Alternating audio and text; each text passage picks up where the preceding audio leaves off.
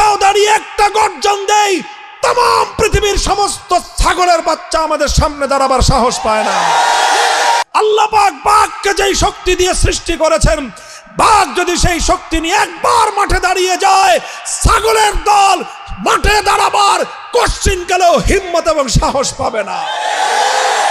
দেখেন, এক লোক জঙ্গলে গেছে কাঠুরিয়া কাঠ কাটতে। তো জঙ্গল থেকে ফেরার সময় সে দেখে যে জঙ্গলের এক জায়গায় একটা বাচ্চা বাঘ পড়ে আছে, ছোট বাঘ।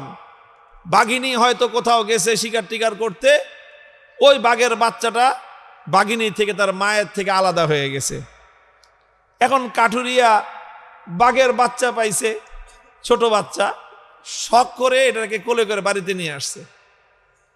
এখন বাঘের বাচ্চা তো বাড়িতে আনছে, কিন্তু বাঘের বাচ্চাকে খাওয়াইবে কি, পালবে কেমনে? এখন চিন্তা করতেছে যে বাঘের বাচ্চাকে পালা যায় কেমনে। এটা ছোট বাচ্চা, মায়ের সাথে থাকে, মায়ের দুধ খায়। এখন হঠাৎ তার মাথায় একটা বুদ্ধি আসলো যে আমার কাছে তো এই বাঘের বাচ্চার মা নাই, কিন্তু আমার ঘরে তো ছাগলের বাচ্চার মা আছে। কি আছে? কারণ ছাগল বিয়েছে, ছাগল আছে 2-3টা বাচ্চা। তো চিন্তা করলো দেখি তো এই বাঘের বাচ্চারে নিয়ে ছাগলের দুধ খায় কিনা। তো সে বাঘের বাচ্চাটার মুখ নিয়ে ছাগলের ওলানের মধ্যে লাগাই দিছে। তো ওলানে লাগাইতেই ওর মুখের মধ্যে ছাগলের ওলান থেকে দুধ আসছে। এখন বাঘের বাচ্চা তো দুধ খাওয়া শুরু করছে। ওর হলো পেটে ক্ষুধা, খাওয়ান দরকার। এটা কি বাঘের দুধ না ছাগলের দুধ, এটা ওর জানার দরকার আছে? কি বলেন? তো ছাগলের দুধ খাওয়া শুরু করছে। ছাগলের দুধ খেয়ে মোটামুটি ভালোই। লোকটা দেখলো যে যাক, তো একটা ব্যবস্থা হইল যে বাঘের বাচ্চা ছাগলের দুধ খায়। এখন এইভাবে দিন যায়, রাত কাটে। ছাগলের বাচ্চার সাথেই রাত্রে ঘুমায়, ছাগলের বাচ্চার সাথেই দিনের বেলায় ঘোরাফেরা করে, ওই ছাগলের বাচ্চার সাথেই ছাগলের দুধ খায়। এইভাবে দিন গড়ায়, মাস গড়ায় বেশ অনেক দিন চলে গেছে। কয়েক মাস যাওয়ার পরে ছাগলের বাচ্চাও বড় হয়েছে, বাঘের বাচ্চাও বড় হয়েছে। তো ছাগলের বাচ্চা একটু বড় হইলেই তো ছাগলের বাচ্চার মাথায় শিং গজায়, গজায় না?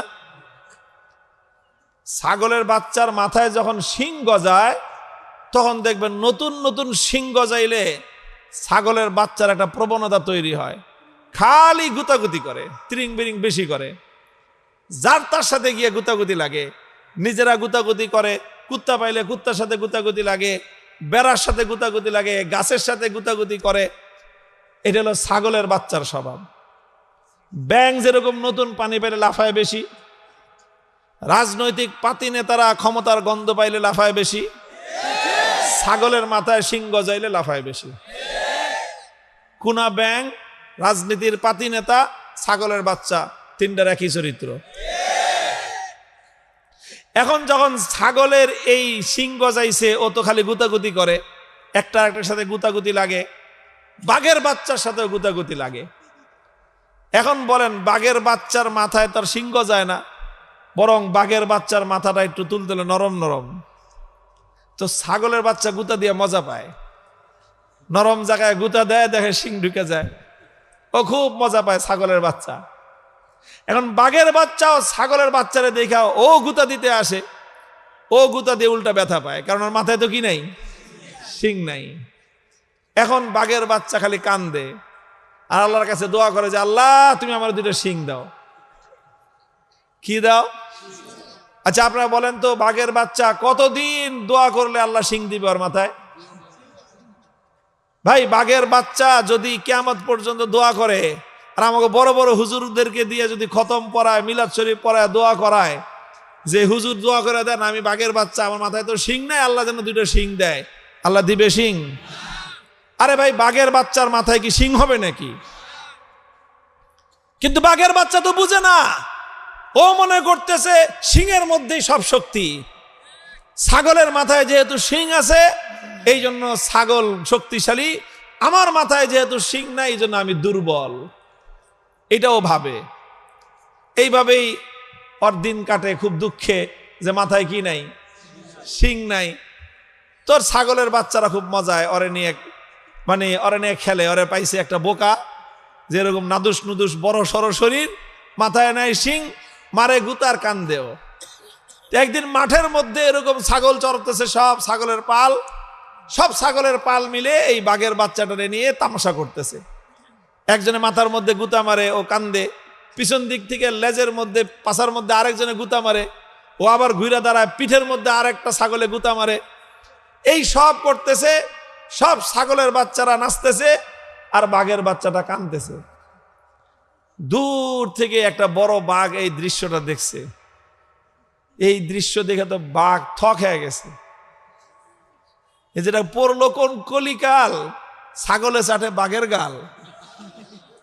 হ্যাঁ, এমন দিন আসলো যে ছাগলের বাচ্চার গুতা খেয়ে বাঘে কাঁদতেছে। কন এটা দেখে সহ্য হয় বাঘের? তো বড় বাঘটা সামনে আসছে ঘটনাটা দেখার জন্য। এটা কিরকম কাহিনী? ছাগলের এরকম সাহস যে বাঘের বাচ্চা নিয়ে তামসা করতেছে। তো এই আস্তে আস্তে বড় বাঘটা সামনে আসছে, আইসা দিছে একটা গর্জন। বাঘের গর্জন শুনছেন কোথায় ভাই? চিড়িয়াখানায় যেই বাঘের গর্জন শোনা যায় এটা তো মরা বাঘ। এটা মরা বাঘ না? বলবেন যে মরা কেউ তাজাই তো। আরে ভাই, তাজা মানে কিরকম? এটার মধ্যে তো খাঁচার মধ্যে বন্দি করে রাখছে। এটারে খাঁচার মধ্যে বন্দি করে রাখছে, খাওয়ায় কি ওরে? ও জঙ্গলে থাকলে রয়্যাল বেঙ্গল টাইগার খাইতো কি? সকালবেলা একটা হরিণ, দুপুরবেলা একটা মহিষ, রাত্রে বেলায় একটা এরকম ছাগল বা গরু একটা কিছু ধরে খায়। সকালের ব্রেকফাস্ট হয় হরিণ দিয়া, দুপুরের লাঞ্চ আর মহিষ দিয়া, খাসি দিয়া বা গরু দিয়া, আর রাত্রের ডিনার হয় আর একটা ছাগল গরু একটা বড় কিছু দিয়ে। সেই বাঘরে ধরে না খাঁচার মধ্যে বসছে। ওর জন্য সরকারের পক্ষ থেকে বরাদ্দ আছে ডেলি মনে করেন 20 কেজি গোশত। তো 20 কেজি গোশত যদি সরকারি বরাদ্দ হয়, আচ্ছা বলেন আপনাদের জন্য যদি সরকার প্রতি মাসে 10 কেজি করে গম বরাদ্দ দেয়, আপনারা কয় কেজি করে পাইবেন বলে আশাবাদ? বলেন, পাইবেন কিছু? আপনাদেরকে যে ফ্যামিলি কার্ড যদি কেউ দেয়, দিবে। আপনাদেরকে মনে করে রেশনের কার্ড দিল, ভাই সরকার তো দিবে কার্ড, আপনি পাইবেন কয়শো টাকা? এই দেশে আচ্ছা বলেন তো, আপনার বুকে হাত দিয়ে কত পার্সেন্ট মানুষ সরকারি অফিস আদালতে গিয়ে ঘুষ ছাড়া, কোনো টাকা পয়সা দেওয়া ছাড়া মাগনায় সরকারি সার্ভিস পান? কত পার্সেন্ট মানুষ পান আছেন বলেন, হাত উঠায় দেন। মানুষ না খেয়ে মরে, তারপরে তো মানুষের গম খেয়ে ফেলায়। ব্রিজ কালভার্ট বানাবে, রডের বদলে বাঁশ দিয়ে বসে থাকে।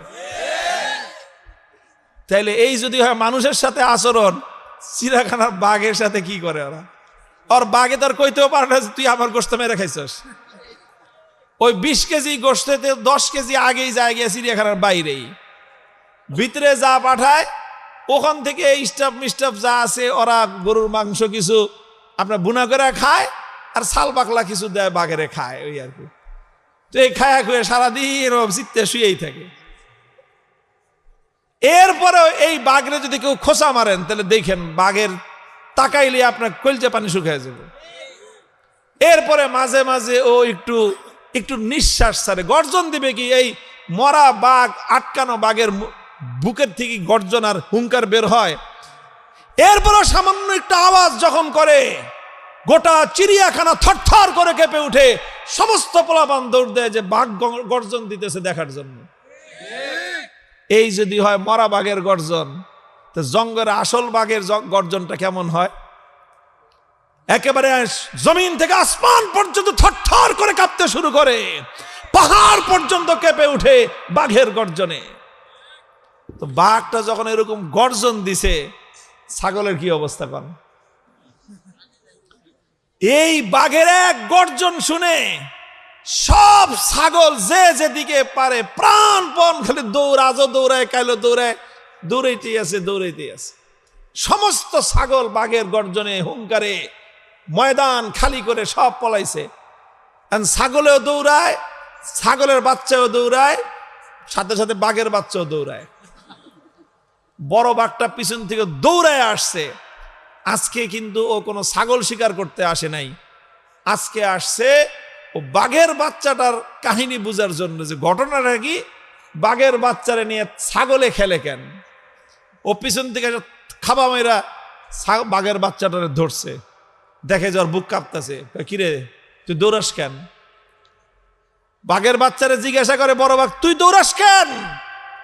কয় যে ছাগলে দৌড়াই, যেন আমিও দৌড়াই। মানে হলো ছাগলের সাথে থাকতে থাকতে ওর চরিত্রটা হয়েছে কার মতো? এই সঙ্গ দোষে রঙ্গ ধরে। সঙ্গ দোষে তুমি ছাগলের সাথে থাকলা, তুমি বাঘের বাচ্চা হইলে কি হবে? তোমার চরিত্র হবে ছাগলের মতো। কুত্তার বাচ্চার সাথে থাকলে ছাগলের বাচ্চা হইলে কি হবে? ওটা হবে কুত্তার বাচ্চার চরিত্র। বাঘের বাচ্চা কুত্তার বাচ্চা থাকলে, সাথে থাকলে ওটার চরিত্র হয় কুত্তার বাচ্চার মতো। বাঘের বাচ্চা ছাগলের সাথে থাকতে থাকতে ওর চরিত্র স্বভাব সব কিছু হয়ে গেছে ছাগলের মতো। ও এখন চিৎকার আর হুঙ্কার শুনে থরথর করে কাঁপতেছে। বাঘের বাচ্চা কয় যে তুই কাঁপস কেন, তুই দৌড়াস কেন? কয় ওর যেই আওয়াজ তুমি করছো, এই আওয়াজ শুনে না বুক কাঁপতেছে, আমার তো শ্বাস বন্ধ হয়ে আসতেছে, এত জোরে আওয়াজ করে। বাঘে বুঝতে পারছে কাহিনীটা কি, যে ওই বাঘের বাচ্চা কোনোদিন বাঘের গর্জনই শুনে নাই। ও ধরে ফেলছে ঘটনাটা কোথায়, কেন এই বাঘের বাচ্চারে নিয়ে ছাগলের তামাশা করতে পারে, কারণটা কি? কারণ একটাই ধরে ফেলছে, ওই বাঘের বাচ্চা নিজে নিজেরে চিনে না। ও যে কি জিনিস ও নিজে জানে না, ও আত্মপরিচয় জানে না। ও দোয়া করতেছে আল্লাহর কাছে যে আল্লাহ আমার মাথায় দুটো শিং দাও।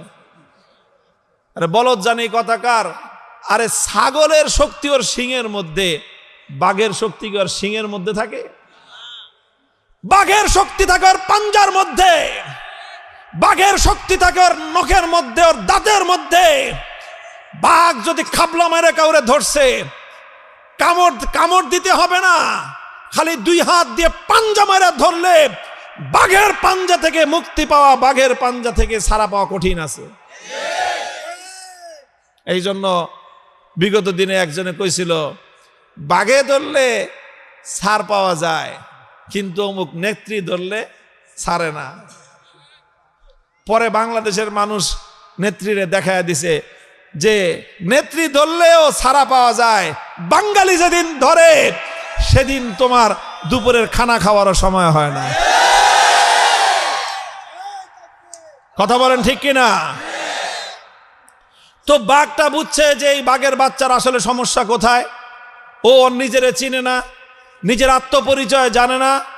ও আল্লাহর কাছে দোয়া করতেছে, আল্লাহ তুমি আমার দুইটা শিং দাও, তাহলে আমি শিং দিয়ে ছাগলেরটাকে গুতাগুতি করুম। বলদ জানে কথা কারো জানে না যে বাঘের শক্তি তো শিংয়ের মধ্যে না, বাঘের শক্তি অন্য কোথাও। সব শক্তি ওর মধ্যে আছে, কিন্তু শক্তি ব্যবহার করার কৌশল ওর জানা নাই। এই জন্য আর কিছু করতে হবে না, ওরে ভিন্ন কোনো ট্রেনিং দেওয়ার দরকার নাই। একটা জিনিস শুধু ওর প্রয়োজন, সেটা হলো ওর আত্মপরিচয় ওকে জানায় দেওয়া দরকার। ওরে ধরে নিয়ে গেছে একটা পুকুরের ঘাটলায়। পুকুরের ঘাটলায় নিয়ে যায় বড় ভাই কয় যা পুকুরের থেকে পানি খেয়ে আয়। এখন তো পুকুরের পানিতে নামে না, থাকছে সারা জীবন কি এর সাথে? ওর চরিত্র হচ্ছে ছাগলের মতো। ছাগল তো সহজে পুকুরের ঘাটলায় নামে না, গলায় রশি বাইন্দা টানবেন, ওর গলা ছিঁড়ে যাবো গিয়া, কিন্তু ছাগল নামে না পুকুরের পানিতে। ওর হয়েছে এই চরিত্র। কিন্তু বাঘের আজকে পেদানি খেয়ে নামছে কোন রকম ভয়ে ভয়ে, পুকুরের ঘাটলায় পানি খাইতে নামছে। পুকুরের ঘাটলায় যখনই পানি খাইতে নামছে, পুকুরের পানির মধ্যে মুখ দিছে, দেখেই তো আটকে উঠছে, ভয় পেয়ে গেছে। বাপরে, ভয়ঙ্কর একটা প্রাণী দেখা যায় পানির মধ্যে। পরে ভালো করে দেখে যে ও মুখটা কাছে নিলে পানির মুখটা কাছে আসে, ও দূরে নিলে পানির মুখটা দূরে চলে যায়। পরে অনেকক্ষণ ছেড়ে, আরে এটা আমারই চেহারা, এটা আমার চেহারার মতো দেখা যায়। ভালো করে তাকে দেখে, ওরে বাপরে বাপ, আমি তো ভয়ঙ্কর জিনিস। ও নিজেকে পুকুরের স্বচ্ছ টলটলে পানির মধ্যে নিজের চেহারা দেখার পরে ওর ভাবসাব বদলে গেছে। পানি পুনি খায়া এখন যখন বুক ফুলে আইতেছে, ডরায় না। বড় বাঘটা বুঝতে পারছে যে কাম হয়ে গেছে। পরে জিগা কিছু দেখছস? কয় হ্যাঁ ওস্তাদ দেখছি। এখন সাহস নিয়ে কথা কয়, কি দেখছস? কয় ওস্তাদ নিজের চেহারাটা দেখলাম। কি দেখলি, তোর চেহারা ছাগলের মতো? না ওস্তাদ, আমার চেহারা তো ছাগলের মতো না, আমার চেহারা বস্তমার মতো। বস্তমার মতো আমার চেহারা। এবার বড় বাঘে কইছে, হ্যাঁ এবার লাইনে আইছস তুই, দেখ তোর চেহারা হলো আমার মতো, অর্থাৎ আমি আর তুই আমরা হলাম স্বজাতি, এক জাতি। আমরা ছাগলের জাত না, আমরা হলাম বাঘের জাত। আমরা হলাম বাঘের জাত। আল্লাহ পাক আমাদেরকে শক্তি দিয়েছেন ছাগলের মতো সিংহের মধ্যে না। আমাদের শক্তি হলো আমাদের পাঞ্জার মধ্যে, আমাদের শক্তি হলো আমাদের নখের মধ্যে, দাঁতের মধ্যে। আমাদের বীর বিক্রম, আমাদের বীরত্ব হলো আমাদের গর্জনের মধ্যে। আমরা একটা বাঘ যখন কোথাও দাঁড়িয়ে একটা গর্জন দেই, तमाम পৃথিবীর সমস্ত ছাগলের বাচ্চা আমাদের সামনে দাঁড়াবার সাহস পায় না।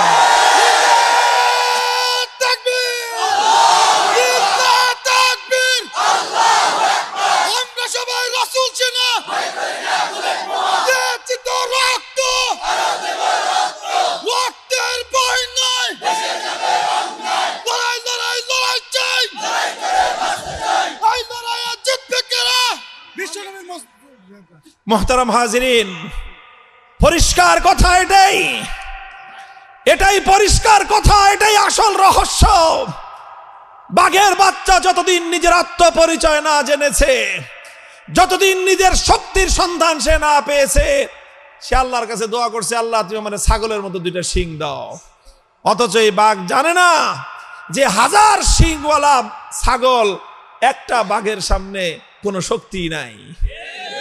হাজার লক্ষ ছাগল মিলেও একটা বাঘের গর্জনের সামনে মাঠে দাঁড়াবার হিম্মত তাদের নাই। হে মুসলমান ইমানদার, আল্লাহর কসম খেয়ে বলি, আল্লাহর কোরআনের মধ্যে আল্লাহ পাক ইমানদারদের জন্য যেই শক্তির সন্ধান দিয়েছেন, আজ মুসলমানেরা ইমানদারেরা সেই শক্তির কথা ভুলে গিয়ে দুনিয়ার কাফের মুশরিক বেঈমান ছাগলের জাতের শিংয়ের গুতা খেয়ে কান্নাকাটি করে আর দোয়া করে যে আল্লাহ এই ইহুদি খ্রিস্টান বেঈমান বেদিন এই ছাগলের দলের মতো আমাদের বাঘের মাথায় তুমি শিং গজাও। তো বলেন, বাঘ সারা জীবন কিয়ামত পর্যন্ত দোয়া করলে বাঘের মাথায় ছাগলের মতো শিং হবে? বাঘের মাথায় যেরকম ছাগলের মতো শিং হয় না, আর ছাগলের মতো শিংয়ের দরকারও বাঘের নাই। আল্লাহ পাক বাঘকে যেই শক্তি দিয়ে সৃষ্টি করেছেন, বাঘ যদি সেই শক্তি নিয়ে একবার মাঠে দাঁড়িয়ে যায়, ছাগলের দল মাঠে দাঁড়াবার কোশ্চিনকালেও হিম্মত এবং সাহস পাবে না।